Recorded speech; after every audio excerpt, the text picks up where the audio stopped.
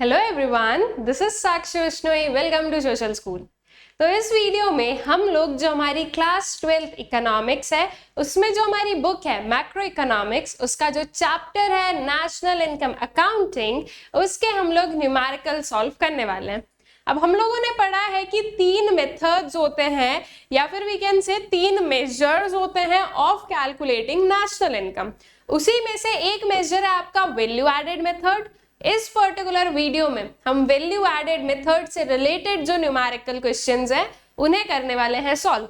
Dedicatedly हम लोग अच्छे से समझेंगे कि अगर इस मेथड से रिलेटेड अगर क्वेश्चंस आते हैं तो उन्हें कैसे सॉल्व किया जाएगा। ऑल राइट, चलिए स्टार्ट करते हैं। स्टार्ट करने से पहले फॉर्मूला देख लेते हैं, एक बार थोड़ा सा रिकैप ले लेते हैं, रिवाइज कर लेते हैं कि क्या क्या जो है वेरियस इसके फॉर्मूला है। जो ग्रॉस वैल्यू एडेड है वो हम कैसे फाइंड आउट करते हैं? बेसिकली वील से gross value added at market price. ठीक है, तो इसको हम कैसे फाइंड आउट करेंगे? तो that is value of output minus intermediate consumption.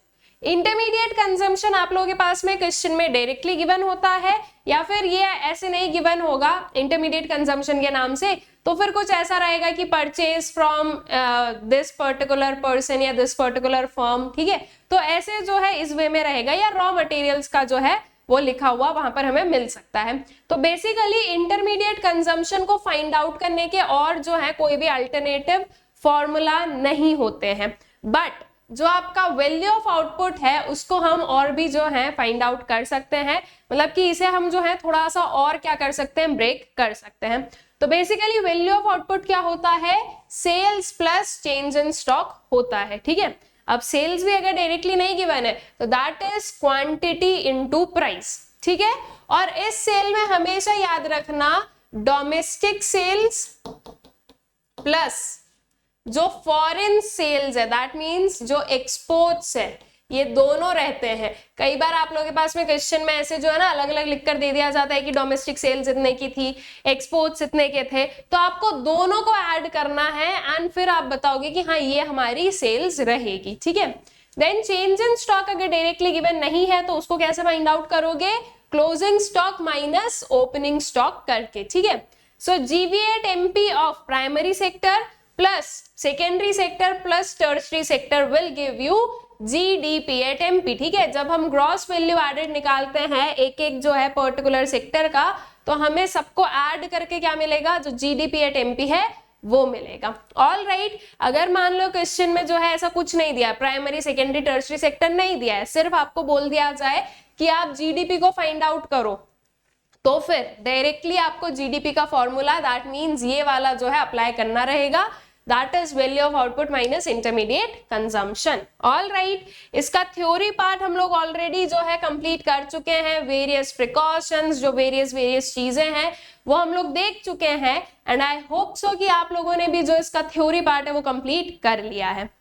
इसके पहले वाले वीडियो में हम लोगों ने जो है नेशनल इनकम एग्रीगेट से रिलेटेड जो क्वेश्चन थे उनको सॉल्व किया था एंड आई होप सो कि आपने वो पर्टिकुलर जो न्यूमेरिकल्स हैं उन्हें भी सॉल्व कर लिया है, बिकॉज वो आपको इस पर्टिकुलर वीडियो में या इस जो हम लोग आगे ये सारी चीजों को सॉल्व करेंगे उसमें जरूर ये जो है आपके हेल्प करेगा। ठीक है, चलिए स्टार्ट करते हैं क्वेश्चन के साथ में, देखते हैं कैसे क्वेश्चन आ सकते हैं और उन्हें कैसे सॉल्व किया जाता है।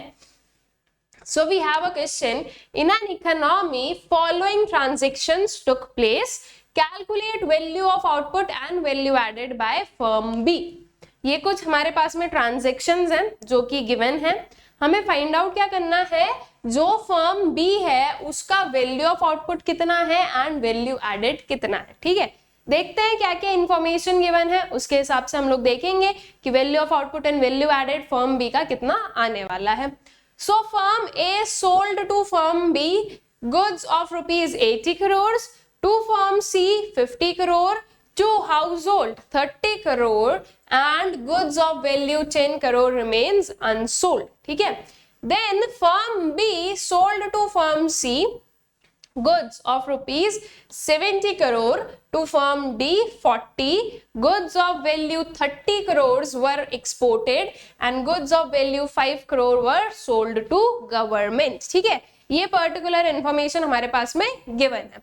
अब सबसे इंपॉर्टेंट या सबसे पहली चीज हम लोग बोले तो वैल्यू एडिशन या वैल्यू एडेड हम कैसे निकालते हैं, तो that is basically value of output minus intermediate consumption. ठीक है, वैल्यू ऑफ आउटपुट का मतलब क्या हो गया, sales plus change in stock. इस पूरे को हमने पढ़ा, हमें समझ में आया, चेंज इन स्टॉक तो कहीं पर भी नहीं लिखा है। तो बेसिकली मैं ये मान लूं कि इस क्वेश्चन में जो भी वैल्यू ऑफ आउटपुट है दैट इज बेसिकली जो भी सेल्स है वो। ठीक है, नाउ हमें सिर्फ और सिर्फ फर्म बी का वैल्यू ऑफ आउटपुट जो है और जो वैल्यू एडेड है उसको करना है फाइंड आउट। बेसिकली हमें जो है ये सिर्फ और सिर्फ फर्म बी की सेल्स को निकालनी है। देखिए क्या है फर्म बी की सेल्स, तो यहां पर अगर हम देखें तो देखो फर्म बी ने सेल आउट किए हैं कुछ गुड्स फर्म सी को, कितने अमाउंट के, 70 करोड़ के, तो ये इसकी क्या है, सेल्स ही है। डी को दिया उसने 40 करोड़ का, तो ये 40 भी हमने लिखा। Then goods of value 30 crore were exported, exported भी आपको लेना होता है, तो 30 जो है वो भी आपने यहां पर लिया। देन उसके बाद में goods of ₹5 crore sold to government. ठीक है, तो गवर्नमेंट को भी सेल्स किया है, तो that is basically firm B के सेल्स का पार्ट है। ठीक है, तो ये 5 भी यहां पर हमने लिख दिया। इन सबको हम ऐड करेंगे तो जो फर्म बी का वैल्यू ऑफ आउटपुट है वो हमें मिल जाएगा। ठीक, अब वैल्यू ऑफ आउटपुट तो आपको मिल गया, एक और चीज क्या चाहिए है, वैल्यू एडेड भी निकालना है। अब इसको कैसे निकालेंगे, माइनस करना है आपको इंटरमीडिएट कंजम्पशन को। क्या हमारे पास में इंटरमीडिएट कंजम्पशन से रिलेटेड कोई भी इंफॉर्मेशन गिवन है, थोड़ा ध्यान से देखो और खुद आंसर बताओ कि है या नहीं है।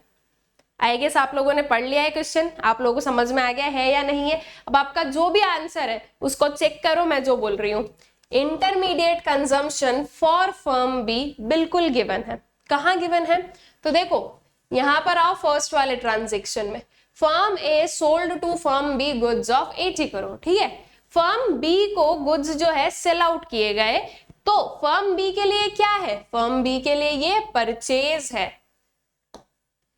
राइट। फर्म ए के लिए तो सेल्स है लेकिन फर्म बी के लिए क्या है, इट इज परचेज। और फर्म बी इस 80 करोड़ का क्या करेगी भाई, उसने अगर खरीदा है तो वो सेल्फ कंजम्पशन के लिए तो खरीदा नहीं होगा, दैट इज अ फर्म, यहाँ पर जो है और कोई चीज नहीं बोल रहे हैं हम। तो जब इस फर्म ने खरीदा है तो दैट मीन्स कि उसने फर्दर प्रोडक्शन के लिए जो है इन पर्टिकुलर गुड्स को खरीदा है। ठीक है, तो this would be the intermediate consumption. All right, तो ये जो आपकी सेल्स निकलेगी उसमें से आपको 80 करोड़ जो है वो माइनस कर देने रहेंगे, तो you will get the intermediate consumption और फिर जो है आपको वैल्यू एडेड मिल जाएगा फर्म बी का। All right, I guess clear हुआ आप लोगों को कि ऐसे क्वेश्चंस को कैसे सॉल्व करना है। अब यहाँ पर तो हमारे पास में क्वेश्चन में सिर्फ और सिर्फ फर्म बी का जो है ना value added and value of output पूछा गया है, लेकिन अगर यही सेम क्वेश्चन में आपको बोल दिया जाए कि फर्म ए का भी निकालना है, फर्म सी का भी निकालना है और फर्म डी का भी निकालना है, तो जो भी इंफॉर्मेशन गिवन है उसको इसी वे में यूज करना है जैसे फर्म बी के लिए हमने यूज किया है। ठीक है, और फिर जो है उसके आंसर्स हम लोग बता देंगे। All right, so I guess ये जो क्वेश्चन है आप लोगों को क्लियर हो गया होगा।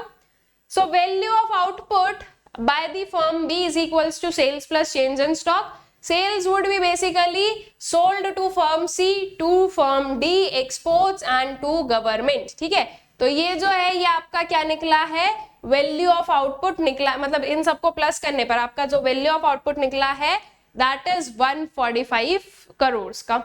नाउ हमें वैल्यू ऑफ आउटपुट मिल गया, वैल्यू एडेड निकाल लेते हैं।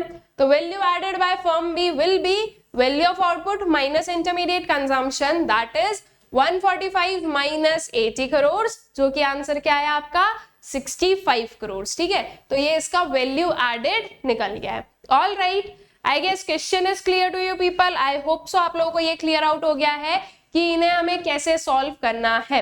ठीक है, चलो नेक्स्ट पर आते हैं। Calculate value added by firm A and firm B. कुछ इंफॉर्मेशन गिवन है, हमें वैल्यू एडिशन निकालना है फर्म ए और फर्म बी का, अलग अलग सेपरेटली निकालना है। अगर आपको बोला जाता है कि टोटल वैल्यू एडिशन कितना है तो आप दोनों को प्लस करते, बट अभी ऐसा कुछ नहीं है, तो आप सेपरेटली फर्म ए का एंड फर्म बी का जो वैल्यू एडिशन है वो फाइंड आउट कर लोगे। ठीक है, देखते हैं क्या है। सेल्स बाय फर्म बी है purchase from firm B by firm A, then purchase from firm A by firm B, sales by firm B, closing stock of firm A, closing stock of firm B, opening stock of firm A, opening stock of firm B, indirect taxes paid by both the firms. ठीक है, तो ये दोनों के लिए क्या हो गया आपका 30 हो गया जो इनडायरेक्ट टैक्सेस पे किए गए हैं। नाउ सबसे पहले क्या करो, ऐसे में कंफ्यूजन हो जाएगा, तो एक पर्टिकुलर फॉर्म ले लिया कि हम जो है पहले ए का बताते हैं। ठीक है, अगेन क्या करना है, sales plus change in stock और उसमें से माइनस कर दो इंटरमीडिएट कंजम्पशन को। तो फर्म ए का जितना भी सेल्स है सबसे पहले वो देख लो, तो ये आपके पास में डायरेक्टली गिवन है, that is sales by firm A, कितने का 100 का। ठीक है, उसके बाद में क्या है नेक्स्ट वाला, purchase from firm B by firm A. English को समझना, परचेज किया गया है फर्म बी से, किसने परचेज किया है, फर्म ए ने परचेज किया है। तो मतलब कि जब फर्म ए परचेज कर रही है तो ये क्या रहेगा, ये इसका इंटरमीडिएट कंजम्पशन बन जाएगा। ठीक है, तो सेल्स आपके पास में आई 100, इंटरमीडिएट कंजम्पशन आया हमारे पास में 40। नेक्स्ट पर आते हैं, purchase from firm A by firm B, तो ये तो बी के जो है रिस्पेक्ट में, तो इस पर हमें नहीं जाना है। ये भी बी के रिस्पेक्ट में हो गया, इस पर भी नहीं जाना है। क्लोजिंग स्टॉक है आपके पास में फर्म ए का 20 एंड ओपनिंग स्टॉक है फर्म ए का 25। ठीक है, तो चेंज इन स्टॉक को आप कैसे निकालते हो, closing stock minus opening stock करके, दैट इज 20 माइनस 25 हमें करना है। Then indirect taxes paid by both the firms. क्या इनडायरेक्ट टैक्सेस का हमें कोई काम है, नहीं। आपसे वैल्यू एडेड पूछा गया है, मतलब कि हम GV8 MP निकाल रहे हैं, हमें जो है फैक्टर कॉस्ट पर नहीं जाना है, तो हमें इनडायरेक्ट टैक्स का भी कोई काम नहीं है, तो अल्टीमेटली इसको तो आप कहीं पर भी इंक्लूड नहीं कर रहे हो। तो फर्म ए में हम क्या लेंगे, 100 में हम इस चेंज इन स्टॉक को प्लस करेंगे एंड देन उसमें से माइनस कर देंगे 40, that is the intermediate consumption. तो आपका फर्म ए का वैल्यू एडिशन निकल जाएगा। देख ले फर्म ए के वैल्यू एडिशन की जो वैल्यू है वो कितनी आएगी, तो देखो कुछ इस वे से आपको आपके जो है ना आंसर्स लिखने होते हैं। आपने प्रॉपर्ली लिखा, पूरा फॉर्मूला लिखा, उसके बाद में आपने इसको क्या किया है, स्प्लिट करके भी लिखा कि sales plus change in stock minus intermediate consumption. Then you have taken sales 100, change in stock would be 20 minus 25 और intermediate consumption is what, minus 40। तो ये 20 माइनस 25 विल गिव यू -5, तो आपने यहाँ पर लिया 100 माइनस 5 माइनस 40। अल्टीमेटली इस सबको माइनस कर दो, you will get the answer that is 55 crore का। ठीक है, so this is basically value added by firm A. All right, अब आ जाओ कि फर्म बी का वैल्यू एडिशन कितना रहेगा। तो जैसे आपने अभी ए का फाइंड आउट किया है वैसे ही बी का करो। क्या क्या चीजें गिवन है, देखो ये गिवन है purchase from firm A by firm B. ठीक है, तो this is basically what, intermediate consumption हो गया बी का। देन उसके बाद में सेल्स बाय फर्म बी, तो ये इसका डायरेक्टली सेल्स गिवन है। फिर हमारे पास में यहाँ पर क्लोजिंग स्टॉक गिवन है फर्म बी का, ओपनिंग स्टॉक गिवन है फर्म बी का। ठीक है, तो इन सारे फिगर्स को यूज करो, you have this closing minus opening करो, 35 माइनस 45, आपके पास में सेल्स है 200 की एंड इंटरमीडिएट कंजम्पशन है 60 का। इन सारी वैल्यूज को पुट करो in your calculation and you will get the answer of value addition by firm B. So that would be value of output minus intermediate consumption, जो कि क्या हो जाएगा आपका sales plus change in stock minus intermediate consumption. वही चीज हमने ली, that is 200 plus 35 minus 45 minus 60। इसको पूरे को सॉल्व करके आपके पास में आंसर कितना आ गया, 130 करोड़ का। ठीक है, तो इस बेसिस से आपने क्या निकाल दिया, जो फर्म बी का value addition and firm A का वैल्यू एडिशन था उसे। All right, I guess question जो है वो प्रॉपर्ली क्लियर हो गया है आप लोगों को। चलते हैं next, calculate the net value added at factor cost from the following data. ठीक है, ये कुछ पर्टिकुलर हमारे पास में डेटा गिवन है, हमें net value added at factor cost जो है वो करना है फाइंड आउट। ठीक है, जब भी हम लोग अपना फॉर्मूला यूज करते हैं value of output minus intermediate consumption वाला, तो हमारे पास में जो जो भी पर्टिकुलर एग्रीगेट आता है वो कौन सा आता है, that is GVA at MP। ठीक है, आपको फाइंड आउट क्या करना है, net value added at factor cost, तो इसको आपको जो है NVA एट FC में कन्वर्ट भी करना पड़ेगा। ऑल राइट, अब अगर कंफ्यूजन हो कि एक साथ में सब कुछ कैसे करें, तो सबसे पहले GVA एट MP को निकाल लो। GVA एट MP को निकालने के बाद में we'll go to NVA at FC। ठीक है, देखते हैं कि इंफॉर्मेशन क्या क्या गिवन है हमारे पास में। Purchase of machinery to be used in the production unit, ठीक। देन सेल्स है आपके पास में, इंटरमीडिएट कॉस्ट है, you have indirect taxes, change in stock, goods and service tax and stock of raw materials, ठीक है। नाउ क्या करना है हमें सबसे पहले GV8MP को फाइंड आउट कर लेना है। GV8MP is basically value of output minus intermediate consumption, ठीक है। तो अच्छा यहाँ पर ये सब कुछ साथ में, value of output minus intermediate consumption, आपके पास में सेल्स गिवन है, you have this intermediate cost, तो आपने डायरेक्टली लिया 200 और 90 को। अब आप लोगों को लगेगा मैम इसे क्यों नहीं हम इंक्लूड कर रहे हैं, that is purchase of machinery जो है वो भी तो इंटरमीडिएट कंजम्पशन का पार्ट होगी। अगर ऐसा लग रहा है तो आप गलत हो। हम लोगों ने बहुत अच्छे से पढ़ा है कि ये जो है this is what, this is a capital good, और जो कैपिटल गुड्स होते हैं वो फाइनल गुड्स की कैटेगरी में आते हैं, उन्हें हम इंटरमीडिएट कंजम्पशन में नहीं लेते हैं, उन्हें हम इंटरमीडिएट गुड्स नहीं मानते हैं, तो इसीलिए इसको आप इंक्लूड नहीं करोगे। आपने क्या लिया, डायरेक्टली इस सेल्स को लिया है और डायरेक्टली जो है ये इंटरमीडिएट कॉस्ट को ले लिया। ये जो है ना स्टॉक ऑफ रॉ मटेरियल, ये भी सिर्फ आपको कंफ्यूज करने के लिए दिया गया है, ठीक है, ये ताकि आप कंफ्यूज हो जाओ और जो है आंसर्स में गड़बड़ी कर दो, तो वो चीज हमें नहीं करनी रहेगी। All right, change in stock given है डायरेक्टली 10 का, तो ये चेंज इन स्टॉक हम ले लेंगे, तो sales plus change in stock that is 200 plus 10, और इसमें से माइनस कर देंगे 90 को, तो हमें क्या मिल जाएगा, अपना GV8MP मिल जाएगा। अब हमें GV8MP को कन्वर्ट करना है इनटू NVA एट FC, ठीक है।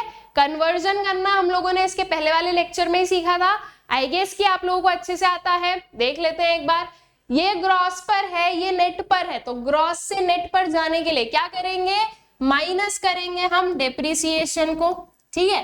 देन उसके बाद में this is eight market price, this is eight factor cost, market price से फैक्टर कॉस्ट पर जाना है, तो हम यहाँ पर क्या करेंगे, हम यहाँ पर माइनस करेंगे नेट इनडायरेक्ट टैक्सेस को, ठीक है। देखते हैं क्या गिवन है, डेप्रिसिएशन आप लोगों के पास में गिवन है क्या, अगर देखो डायरेक्टली गिवन है, नहीं है गिवन, कहीं पर भी नहीं गिवन हमें, sales, intermediate cost, indirect, change in stock, goods and service tax, तो डेप्रिसिएशन गिवन नहीं है। अब ऐसे केस में आपके पास में और कोई इंफॉर्मेशन नहीं जिससे आप डेप्रिसिएशन को निकाल सको, तो विल अज्यूम कि डेप्रिसिएशन हमारे पास में 0 है। देन आते हैं नेट इनडायरेक्ट टैक्सेस पर, जो कि क्या होता है, इनडायरेक्ट टैक्स माइनस सब्सिडीज, तो वी कैन सी कि इनडायरेक्ट टैक्सेस गिवन है, also goods and service tax given है। नाउ देखो गुड्स एंड सर्विस टैक्स जो है वो क्या होता है, वो आपका टाइप ऑफ इनडायरेक्ट टैक्स होता है। जब ये चीज एक ब्रॉड वाला जो है ना आपके पास में इंफॉर्मेशन गिवन है, तो ये चीजें सिर्फ और सिर्फ आपको कंफ्यूज करने के लिए दी गई है, तो आपको इसको इंक्लूड नहीं करना है। क्यों? क्योंकि इसकी वैल्यू ऑलरेडी इसमें आ चुकी है, ठीक है। अगर वहां पर इनडायरेक्ट टैक्स नहीं होता और कोई सा टैक्स गिवन होता तो फिर हम ऐड करते, लेकिन ये जो जीएसटी है ये तो a kind of indirect tax होता है, तो वो ऑलरेडी उसमें इंक्लूड हो चुका है। इसकी वैल्यू यहाँ पर गिवन है 12, दिस इज 6, तो ये जो 6 है ये ऑलरेडी इस 12 में इंक्लूडेड है, इसलिए आप जीएसटी को अलग से नहीं इंक्लूड करोगे, आप सिर्फ और सिर्फ जो है इनडायरेक्ट टैक्सेस की जो वैल्यू है 12 करोड़ उसको लेने वाले हो। ऑल राइट, तो यहाँ से आई गेस आप लोगों को समझ में आ गया हमें कौन कौन सी वैल्यूज को जो है इंक्लूड करना है। अब इसका जो वी वुड से कि हमारा जो पूरा कैलकुलेशन है उस पर आते हैं, तो हमने लिखा value of output minus intermediate consumption minus depreciation minus net indirect taxes. Although we know कि डेप्रिसिएशन हमारे पास में नहीं गिवन है, लेकिन फॉर्मूले में जरूर लिखना। अगर आपने नहीं लिखा तो एग्जामिनर को लगेगा कि आपको पता ही नहीं कि इसमें से डेप्रिसिएशन को माइनस भी करना होता है, ठीक है।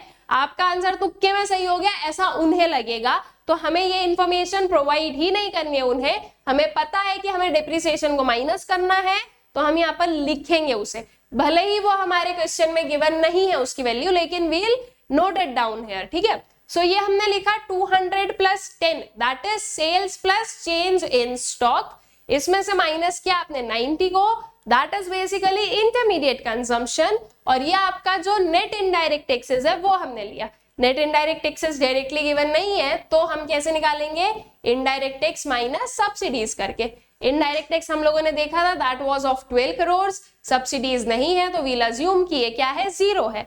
तो अल्टीमेटली हमने इंफॉर्मेशन या हम बोले कि हमारी कैलकुलेशन में हमने नंबर लिया है दैट इज 12।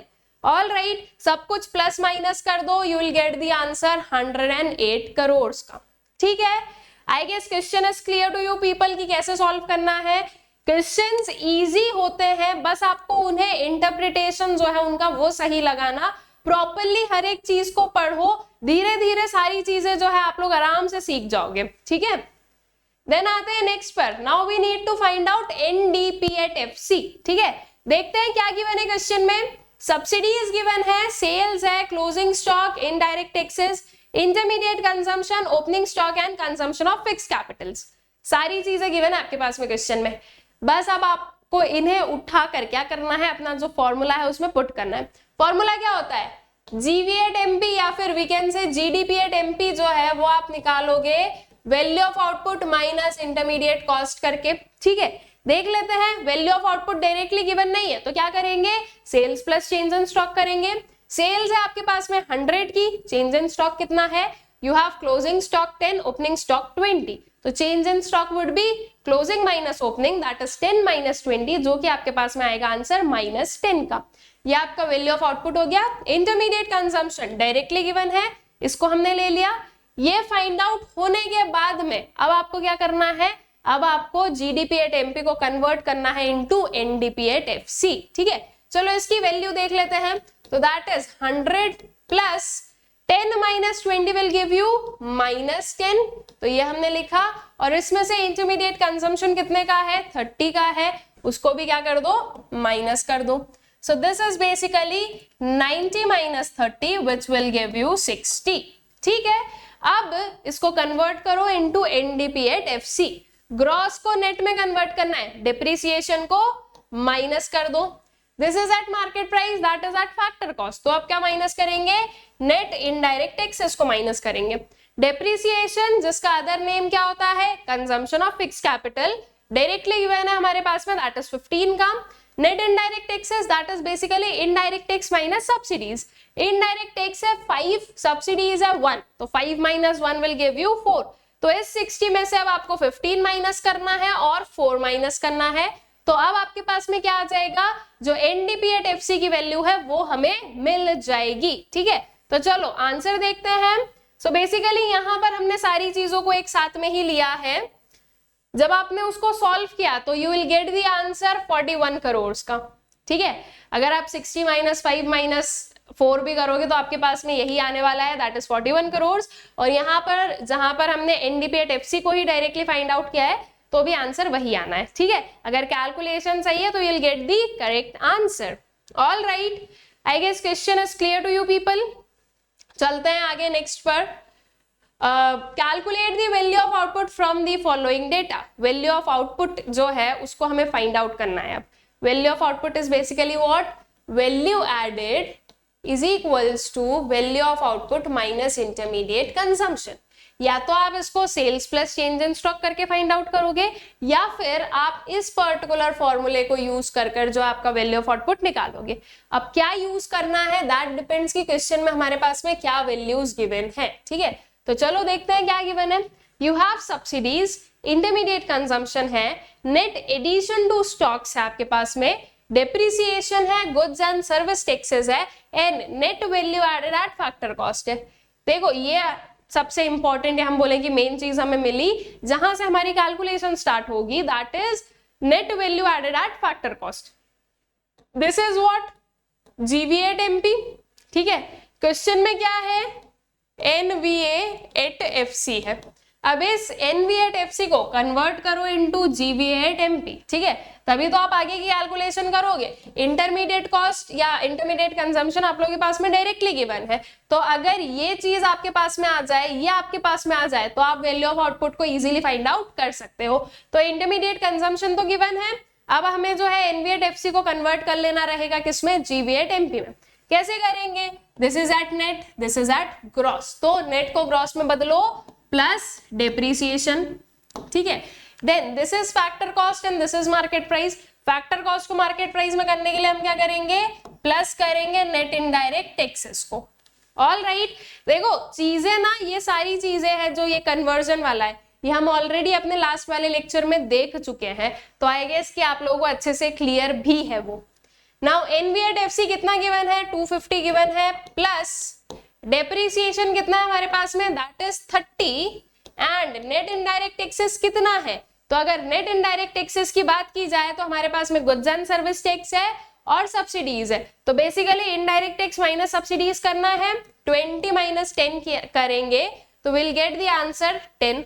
ठीक है, अब यहाँ पर आओ, जो आपका GV@MP is equals to value of output minus intermediate consumption है। अगर मुझे ये चाहिए है तो मैं इंटरमीडिएट कंजम्पशन को अपने लेफ्ट हैंड साइड पर लेकर आ सकती हूँ। ठीक है, तो ultimately this is your GV@MP। Intermediate consumption को इधर शिफ्ट कर दो तो ये क्या हो जाएगा, प्लस में कन्वर्ट हो जाएगा, और कितने का है, 150 का है, तो इसको 150 यहाँ पर लिख दिया।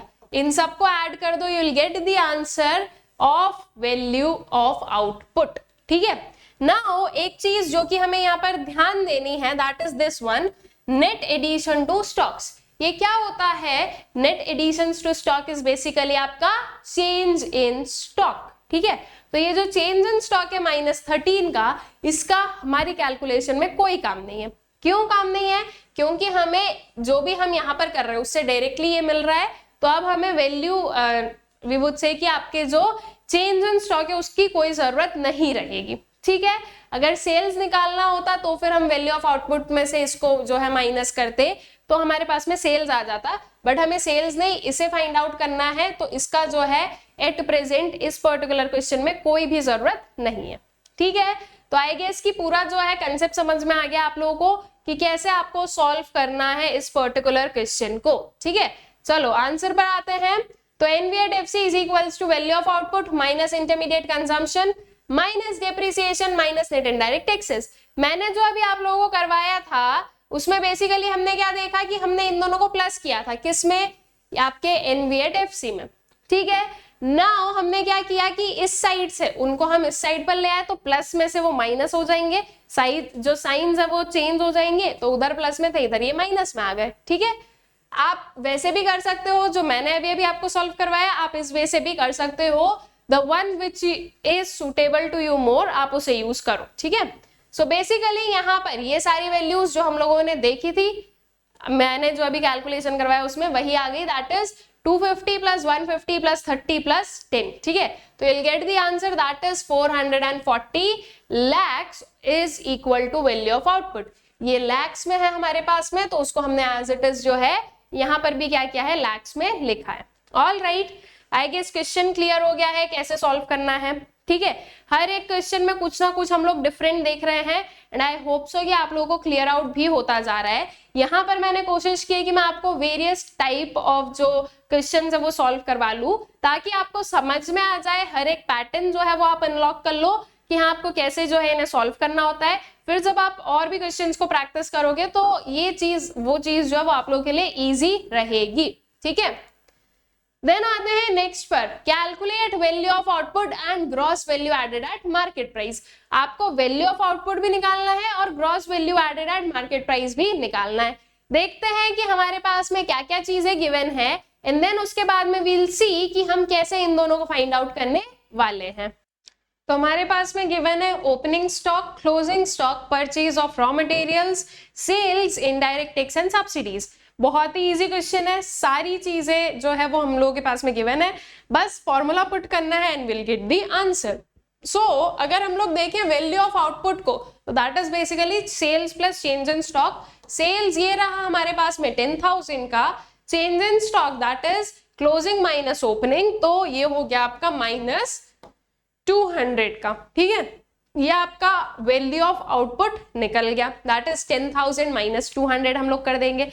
10,000 प्लस चेंज इन स्टॉक करते हैं तो ये पर्टिकुलर चीज जब हम लिखेंगे तो अल्टीमेटली जो आंसर है वो तो माइनस होकर ही आएगा। ठीक है, देन उसके बाद में वैल्यू एडेड निकालना है, तो value of output minus intermediate consumption, value of output ये मिल गया, इंटरमीडिएट कंजम्पशन डायरेक्टली गिवन है, that is purchase of raw materials. ठीक है, तो बस इन वैल्यूज को जो है पुट करना है इन दिस पर्टिकुलर कंसेप्ट और जो फॉर्मूला है, और आपके पास में GV@MP निकल जाएगा एंड वैल्यू ऑफ आउटपुट निकल जाएगा। ठीक है, इनडायरेक्ट टैक्सेस एंड सब्सिडीज का हमें कोई काम नहीं है, क्योंकि यहाँ पर मार्केट प्राइस पर ही फाइंड आउट करने को बोला गया है हमें, और जो फॉर्मूला है उसमें भी हमारे पास में मार्केट प्राइस पर ही जो है एग्रीगेट हमें मिलता है। ऑल राइट, सो सोल्यूशन देखते हैं। वैल्यू ऑफ आउटपुट में हमने लिया sales plus change in stock को, that is 10,000 plus 800 minus 1000 which will give you 10,000 minus 200। तो आंसर कितना आ गया आपके पास में 980। तो गलत है, मतलब इसके आगे कुछ ऐसा कर लेते हैं हम, ठीक है। दैट इज जो है आपका ये जो कैलकुलेशन है इसको 9800 करो, ठीक है। एक जीरो की जो है कमी है, दैट इज 9800 जो है वो इसका आंसर आएगा of value of output. Then comes to GV8 MP, तो ये है आपका value of output minus intermediate consumption. Intermediate consumption हम लोगों ने देखा 200 का है, वैल्यू ऑफ आउटपुट 9800 हम लोगों ने निकाल लिया है, तो will get the answer that is 9600 crore. All right, तो आपका वैल्यू ऑफ आउटपुट एंड जो GV8 MP है ये हम लोगों ने कर दिए हैं फाइंड आउट। चलते हैं नेक्स्ट वाले क्वेश्चन पर। Calculate sales from the following data. अब हमारे पास में ये कुछ डेटा गिवन है और हमें क्या फाइंड आउट करना है, सेल्स को करना है फाइंड आउट। सेल्स को फाइंड आउट करने के लिए जो सबसे पहले आपको जिस पर्टिकुलर जो है वेरिएबल की जरूरत रहेगी that would be value of output. हमें वैल्यू ऑफ आउटपुट के थ्रू ही हम सेल्स तक जा सकते हैं, ठीक है। फॉर्मूला जो है उसमें तो यही आता है, इसका कंपोनेंट इज सेल्स। तो बेसिकली अगर आपके पास में वैल्यू ऑफ आउटपुट रहेगा तो आप सेल्स को फाइंड आउट कर सकते हो, ठीक है। Sales plus change in stock करते हैं, तो अब देखते हैं कि क्या चीजें गिवन है क्वेश्चन में और कैसे हम लोग जो है इसे फाइंड आउट करने वाले हैं। So we have net value added at factor cost, net addition to stocks आएगा ये, तो net addition to stocks given है। Then you have the GST that is goods and service tax, depreciation है, intermediate consumption है and subsidies है। तो we can see कि net addition to stocks given है, दैट इज जो है ये चेंज इन स्टॉक आप लोगों के पास में गिवन है। देखो कैसे फाइंड आउट करना है उस पर आते हैं। वी नो जो फॉर्मूला है that is GV8 MP is equals to value of output minus intermediate consumption, ठीक है। क्वेश्चन में क्या गिवन है, NV8 FC गिवन है, तो NV8 FC ले लेते हैं। सो NV8 FC इसको कन्वर्ट करो इनटू GV8 MP, ठीक है। तो NV8 FC नेट को ग्रॉस में बदलना है, इसमें हमने प्लस किया डिप्रिसिएशन को, ये फैक्टर कॉस्ट पर है वो मार्केट प्राइस पर है, तो इसमें हम लोग प्लस करेंगे नेट इनडायरेक्ट टैक्सेस को, ठीक है। देन उसके बाद में लिखो is equals to value of output को मैं स्प्लिट करके लिख दूं क्या, तो डायरेक्टली हमारे पास में जो सेल्स की वैल्यू वो भी आ जाएगी। तो अगर हम इसको स्प्लिट करके लिखेंगे तो we'll get something like this, that is sales plus change in stock, ठीक है। एंड उसमें से माइनस करो इंटरमीडिएट कंजम्पशन को। अब क्वेश्चन में क्या क्या गिवन है इस चीज को देखते हैं। Net value added at factor cost है, NV8 FC ले लेंगे। उसके बाद में डेप्रिसिएशन चाहिए तो we have this depreciation. Net indirect taxes चाहिए तो आप लोगों के पास में goods and service tax and subsidies है, तो नेट इनडायरेक्ट टैक्स कितना हो जाएगा 30 माइनस 5 विच विल गिव यू 25, ठीक है। ये हो गया आपका कितना 10 and this is how much 320। उसके बाद में सेल्स तो हमें फाइंड आउट ही करनी है। चेंज इन स्टॉक कितना है -20 है, तो इस चेंज इन स्टॉक की जगह पर हम -20 लिख देंगे। एंड इंटरमीडिएट कॉस्ट ये लिखा हमारे पास में intermediate consumption that is of 100, ठीक है। तो ये इसकी जगह पर हम 100 लिख देंगे। सारी वैल्यूज को हमने पुट कर दिया सिर्फ और सिर्फ इस सेल्स को छोड़कर, क्योंकि इसकी वैल्यू हमारे पास में है ही नहीं और इसे ही तो हमें फाइंड आउट करना है, ठीक है। तो सारी वैल्यूज को पुट करो, उनको सॉल्व करो, इधर से उधर शिफ्ट करो, you will get the answer of sales, ठीक है। आगे समझ में कैसे फाइंड आउट करना है। एक इस वे से आप फाइंड आउट कर सकते हो, एक किस वे से फाइंड आउट कर सकते हो कि आपने जो है सबसे पहले इस वैल्यू ऑफ आउटपुट को फाइंड आउट कर लिया और फिर डिफरेंटली जो है value of output is equals to sales plus change in stock करके जो है आंसर निकालोगे, ठीक है। तो दोनों ही मेथड सही है, आपको जो ज्यादा सूटेबल लगे, जिसमें आप कंफ्यूज नहीं हो रहे हो, उस पर्टिकुलर मेथड को आप लोग यूज कर सकते हो, ठीक है। तो अब इन सारी वैल्यूज को इधर से उधर करके जो भी प्लस माइनस करके आंसर आएगा that will give you what sales की वैल्यू, ठीक है। तो चलिए देख लेते हैं कि जो सेल्स है वो कितना होगा। सो वही चीज जो हमने की वो हमने यहाँ पर सब कुछ लिखा, ये सारी चीजें जो हम लोगों ने देखी थी वो हमने लिखी। इट इज 320, यहाँ पर 300 हो गया है। चलो तो एक काम करो, जस्ट अज्यूम कि 300 है, ठीक है। वो थोड़ी सी जो है ना टाइपिंग मिस्टेक हो जाती है, ह्यूमन एरर है, तो इसको 300 कर लो एंड उससे जो है इसके आंसर को निकाल दो। अगर 320 से निकालोगे तो इसमें 20 का डिफरेंस आएगा, ये जो आंसर आया है, और अगर 300 से निकाल रहे हो तो यही पर्टिकुलर जो है आप लोगों को आंसर मिलेगा, दैट इज 455 लैक्स का, ठीक है। तो सेल्स कितनी हो गई आपकी, 455 लैक्स हो गई है, ठीक। चलो नेक्स्ट पर आते हैं, calculate intermediate consumption from the following data. अब आपको इस डेटा में से क्या निकालना है, इंटरमीडिएट कंजम्पशन निकालना है। क्या फॉर्मूला होता है हमारा, आपका GVA@MP is equals to value of output minus intermediate consumption होता है। हम लोग डायरेक्टली इंटरमीडिएट कंजम्पशन को फाइंड आउट कर सकते हैं, यहाँ पर और कुछ चीजें जो है मतलब इसके जो है और फर्दर कंपोनेंट्स नहीं होते हैं। आपको चाहिए GVA@MP और वैल्यू ऑफ आउटपुट, ठीक है। देखते हैं क्वेश्चन में क्या गिवन है। ग्रॉस वैल्यू ऑफ आउटपुट तो आप लोगों के पास में डायरेक्टली गिवन है, तो आपने ये 300 ले लिया। उसके बाद में we have NV8FC but we want GV8MP, convert कर देंगे, नेट को ग्रॉस में कन्वर्ट करो, डिप्रिसिएशन को ऐड कर दिया, फैक्टर कॉस्ट को मार्केट प्राइस पर कन्वर्ट करना है, तो नेट इनडायरेक्ट टैक्सेस को हम लोग करेंगे ऐड। लेकिन हमारे पास में सिर्फ और सिर्फ सब्सिडीज गिवन है, तो फिर अब क्या करने वाले हैं, देखो सिंपल सी चीज है, factor cost plus net indirect taxes जब हम करते हैं तो हमें क्या मिलता है, मार्केट प्राइस मिलता है, ठीक है। नाउ फैक्टर कॉस्ट कितना है आपके पास में, 100 का है, इसमें आप प्लस करोगे, इसको मैं स्प्लिट करूं, इनडायरेक्ट टैक्स माइनस सब्सिडीज, ठीक है। इनडायरेक्ट टैक्स हमारे पास में नहीं गिवन है तो वील अज्यूम किए क्या है, 0 है, माइनस सब्सिडीज हमारे पास में 15 की गिवन है, 0 minus 15 will give you the answer -15, ठीक है। तो इसको मैं कुछ इस वे से लिख दूं, -15 that is 100 plus -15 will give you market price. तो इन शॉर्ट हमें क्या समझ में आया कि सब्सिडीज जो है वो माइनस होने वाली है। अब ऐसे याद ना रहे ना तो बस ऐसे सॉल्व करके देख लिया करो, रफ में सॉल्व कर लिया या वहां पर भी सॉल्व कर दोगे तो भी चलेगा कि क्या चीजें हुई है, ठीक है। तो ये जो प्लस माइनस का लोचा है ना वो कंप्लीट हो जाएगा। तो अब जब आपने इन तीनों को कंपाइल कर आपको क्या मिल गया, GVA@MP मिल गया, वैल्यू ऑफ आउटपुट ऑलरेडी आप लोगों के पास में गिवन है 300, तो इंटरमीडिएट कंजम्पशन हम लोग फाइंड आउट कर लेंगे, ठीक है। चलो आंसर पर आते हैं। So NV8FC is equals to value of output minus intermediate consumption minus depreciation and plus subsidies। जो चीजें हम लोग एक साइड पर लिख रहे थे यहाँ पर अगर अलग भी लिख रहे हैं तो ये साइंस के साथ में चलेगा। Then 100 is equals to 300 minus intermediate consumption minus 30 and plus 15। ये अब ये मत बोलना मैम ये माइनस प्लस कैसे हो गया, आपने उधर तो कुछ और बताया था, तो बेटा उधर इनका साइड उसके पास में था, NV8FC के पास में था। जब इज इक्वल टू के साइन के इधर उधर हम लोग घूम रहे हैं तो ये भी क्या हो जाएंगे आपके, कन्वर्ट हो जाएंगे, प्लस माइनस हो जाएगा, माइनस प्लस हो जाएगा, ठीक है। So intermediate consumption will be 300 minus 30 plus 15 and minus 100, so we'll get the answer that is 185 crore का। तो इंटरमीडिएट कंजम्पशन कितना हो गया हमारे पास में, 185 करोड़ हो गया है, ठीक है। चले फिर नेक्स्ट आगे, calculate net value added at factor cost. Net value added at factor cost जो है वो हमें करना है कैलकुलेट। देखते हैं क्या चीजें गिवन है, कंजम्पशन ऑफ फिक्स कैपिटल है, गुड्स एंड सर्विस टैक्स है, या फिर we can say it is GST। Output sold है, आउटपुट सोल्ड का मतलब क्या है, दिस इज बेसिकली आपका सेल्स, ठीक है। Then price per unit of output है।